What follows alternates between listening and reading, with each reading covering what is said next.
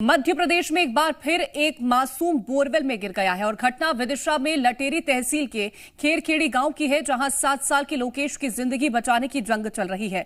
बच्चा 60 फीट गहरे बोरवेल में गिरा है और 43 फीट की गहराई पर फंसा हुआ है। बच्चे को बोरवेल से सुरक्षित बाहर निकालने के लिए रेस्क्यू ऑपरेशन शुरू कर दिया गया है। पुलिस और प्रशासन के आला अधिकारियों के साथ ही स्वास्थ्य विभाग घटनास्थल पर मौजूद है और इसके अलावा भोपाल से एनडीआरएफ और एसडीआरएफ की टीम भी मौके पर पहुंच चुकी है। बच्चे को पाइप के जरिए बोरवेल में ऑक्सीजन पहुंचाई जा रही है और इसके अलावा नाइट विजन कैमरा भी बोरवेल में डाला गया, जिससे बच्चे की हर हलचल पर नजर रखी जा सके। उधर सीएम शिवराज सिंह ने भी इस घटना पर संज्ञान लिया और प्रशासन को लोकेश को सुरक्षित बचाने के निर्देश दिए हैं। और ग्राउंड जीरो से हमारे संवाददाता प्रमोद शर्मा जुड़ गए हैं। प्रमोद, फिलहाल के लिए ताजा अपडेट क्या निकल के सामने आया, कितना और आगे गति से काम बढ़ रहा है?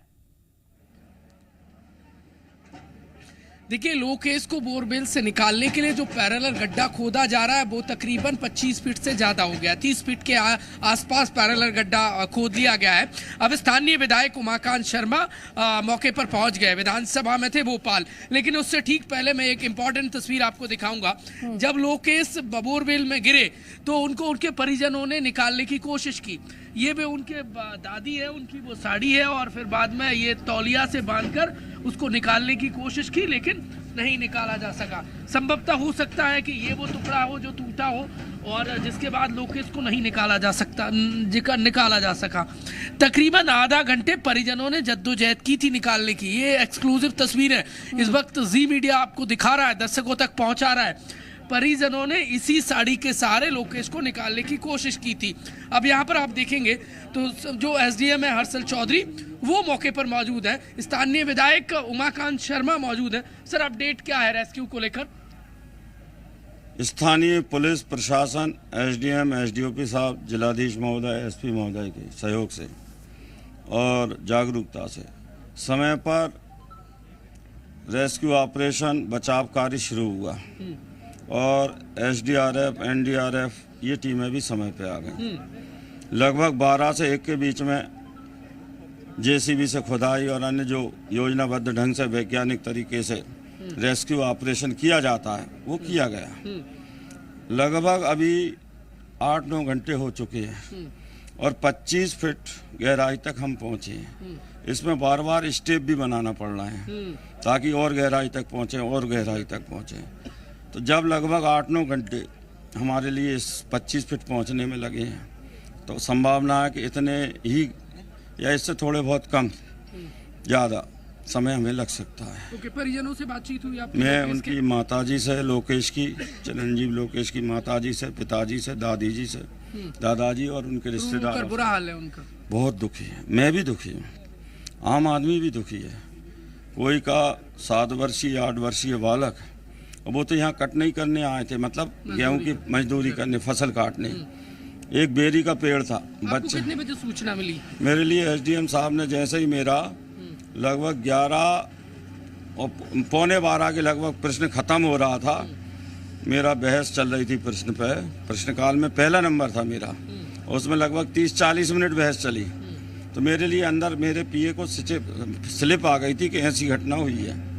तो उसके पहले एसडीएम साहब ने बता दिया होगा, तब मेरे पास अंदर विधानसभा में सीट पे कर्मचारी के माध्यम से सूचना आई। लोग समझ नहीं पा रहे हैं, बार बार मध्य प्रदेश में ऐसी घटनाएं सामने आ रही है, बोरवेल खुले छोड़े जा रहे हैं। यहाँ पर हमने देखा कि एक बोरवेल प्रॉपर उसको पैक किया गया है, लेकिन दूसरा खुला हुआ था। और ये चूंकि खेत में धनिये की फसल थी तो वो बच्चा समझ नहीं पाया। एक साथ में दूसरा जो बच्चा था निखिल, वो बता रहा है कि हमें समझ नहीं पड़ा कि यहाँ पे दूसरा बोरवेल खुला पड़ा है। प्रमोद जी, ये दुर्भाग्य, यदि मैं और कोई अन्य वरिष्ठ व्यक्ति भी धनिया की फसल में पैदल जा रहा होता तो उस गड्ढे में गिर सकता था। हो सकता है मेरी मोटाई ज़्यादा है तो मैं अंदर नहीं जाता, लेकिन एक्सीडेंट तो, दुर्घटना, चोट किसी को भी पहुंचती।